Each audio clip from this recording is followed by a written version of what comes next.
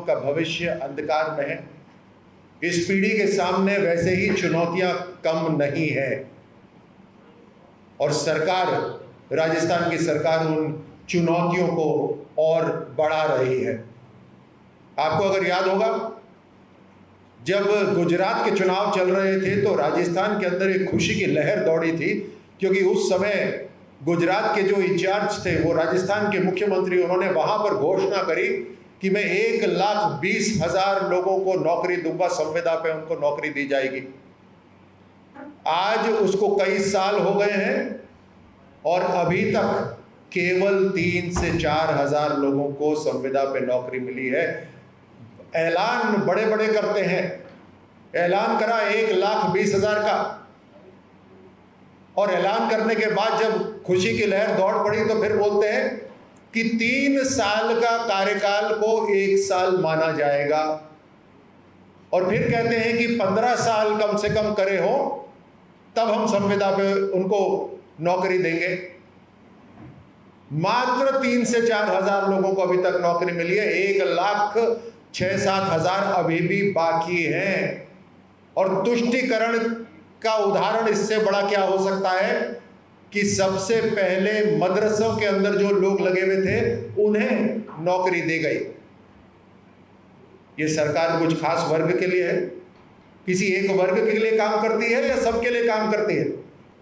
और युवाओं को जो उनका भविष्य के लिए तैयारी की बात है, ना स्कूल के अंदर टीचर हैं, ना स्कूल के अंदर कमरे हैं, अंग्रेजी स्कूल है तो अंग्रेजी टीचर नहीं है, ना कॉलेजेस इनके सही तरह काम कर रहे, ना विषय इनके सही हैं, पूरे विषय नहीं हैं, और ये जब इम्तिहान भी कराते हैं वो पूरे राजस्थान उससे पीड़ित है कि बार बार इनके पेपर लीक होते हैं।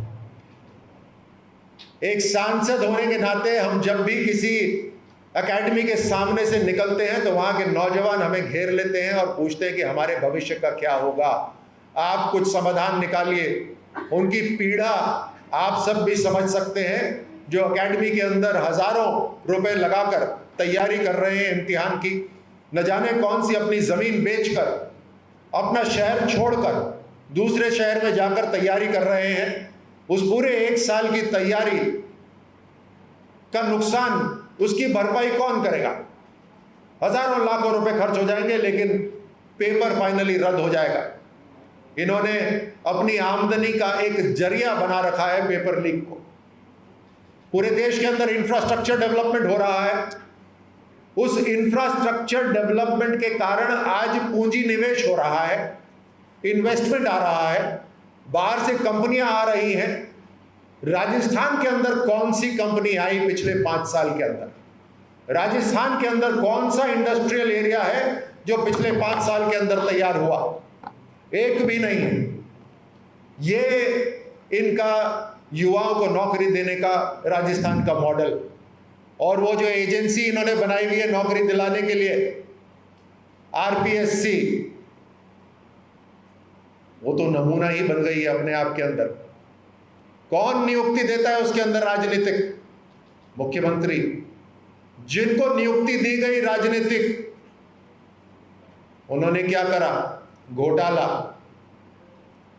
गोपाल नाम का व्यक्ति, कटारा नाम का व्यक्ति, और भी 3-4 और हैं जिनके ऊपर केस चल रहे हैं।